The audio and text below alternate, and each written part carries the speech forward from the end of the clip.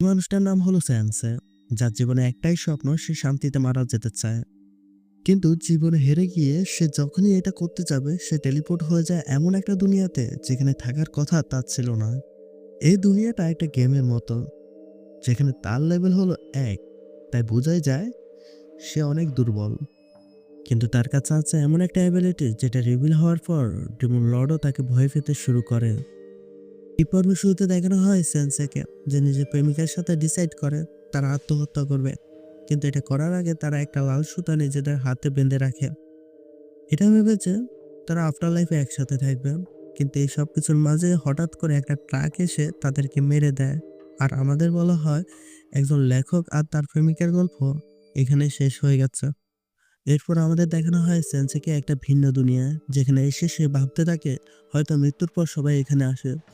কিন্তু তখনই তার সাথে দেখা করতে আসে একটা মেয়ে যার নাম হলো অ্যানাটে। অ্যানাটে এসে তাকে বলে, এটা তোমার দুনিয়া না, এটা ভিন্ন একটা দুনিয়া, যেখানে তোমাকে ডাকা হয়েছে মানবজাতির রক্ষা করার জন্য। আর এটার মানে হলো স্যানসা এখনো মারা যায়নি, সে এখনো জীবিত, কিন্তু সে তো তার প্রেমিকের সাথে মরে যেতে চেয়েছিল। আর এটার জন্য সে অনেকগুলো বিষাক্ত ট্যাবলেট খাওয়া শুরু করে দেয়, যেটা দেখে অ্যানাটে অনেক অবাক হয়ে যায়। সে নিজের জাদু দিয়ে তাকে রক্ষা করে, কিন্তু তখন স্যানসা বলে তোমার এইসব কিছু করার প্রয়োজন নেই। আর এনাটে বলে, না তুমি এটা করতে পারো না, তোমাকে ডাকা হয়েছে মানবজাতির রক্ষা করার জন্য। কিন্তু তখন স্যানসে বলে, কে ডেকেছে আমায়? আমি তো শান্তিতে মরতে চেয়েছি। তোমাদের এই দুনিয়াতে কি হলো না হলো আমার কিছুই যায় আসে না। আর তখন এনাটে বলে, তোমাকে আমাদের এজেন্ট ট্রাকুন এখানে পাঠিয়েছে। যারা নিজের লাইফে হেরে যায় তাদেরকে ট্রাকুন টেলিপোর্ট করে এখানে পাঠিয়ে দেয়, যাতে করে তারা নতুন করে নিজের জীবন শুরু করতে পারে। কিন্তু এটা শুনে স্যান্স অনেক রেগে যায়, কারণ এটার জন্য সে নিজের প্রেমিকাকে হারিয়ে ফেলেছে। কিন্তু এদিকে অ্যানাটে তার লেভেল পরীক্ষা করে। সে জানতে চায় স্যান্সে কতটা পাওয়ারফুল, কিন্তু সে দেখতে পায় স্যান্সের লেভেল হলো ১। এদিকে স্যান্সে অনেক বোর হয়ে যায় আর সে বাইরের দিকে যেতে চায়, কিন্তু অ্যানাটে এসে তাকে বাধা দেয় আর বলে তুমি অনেক দুর্বল। স্যান্সে তখন বলে, তুমি চিন্তা করো না, আমি বাইরে গিয়ে সবার আগে একটা জায়গা খুঁজবো মারা যাওয়ার জন্য। অ্যানাতে তখন বলে, বাইরে যাওয়ার আগে তুমি একটা প্রফেশন ডিসাইড করে নাও, তুমি বাইরে গিয়ে কি করবে। তখন স্যান্সা বলে, এখানে ডিসাইড করার কি আছে, আমি একজন রাইটার। আর এই কথা বলে সে বাইরে চলে যায়। এদিকে অ্যানাতে তাকিয়ে থাকে আর ভাবতে থাকে, অন্য দুনিয়া থেকে যারাই আসে তারা নিজের সাথে করে একটা ইউনিক পাওয়ার নিয়ে আসে, কিন্তু স্যান্সার লেভেল হলো ১। আর এরপর আমাদের বাইরের দৃশ্য দেখানো হয়, যেখানে একটা মানুষের মতো দেখতে টিবিস্ট একটা মেয়েকে ঝুলিয়ে রেখেছে। আর ওই মেয়েটা সেন্সেকে ডেকে বলছে তাকে সাহায্য করতে। কিন্তু সেন্সে ভাবতে থাকে যে মৃত্যুর আগে এই মেয়েটাকে দেখতে কত না সুন্দর দেখাচ্ছে। যার কারণে সে ওই গাছটার কাছে গিয়ে ওই মেয়েটাকে বাঁচানোর অভিনয় করতে থাকে। কিন্তু ওই গাছটা হাতের সামনে সেন্সেকে পেয়ে তাকেও ঝুলিয়ে রাখে। তখন ওই মেয়েটা বলে, তুমি যখন আমাকে বাঁচাতেই পারবে না তখন এসেছো কেন? এই গাছটা আমাদের ভিতর থেকে আমাদের আত্মাকে শোষণ করে নেবে আর আমাদের মেরে ফেলবে। আর এখন আমরা দুইজনে একসাথে মরবো। যেটা শুনে স্যান্সা অনেক এক্সাইটেড হয়ে পড়ে। আর সে ভাবতে থাকে অবশেষে সে শান্তিতে মারা যেতে পারবে। কিন্তু তার শরীর বিষাক্ত হওয়ার কারণে ওই টিবিসটাই মারা যায় আর তারা দুইজনেই বেঁচে যায়।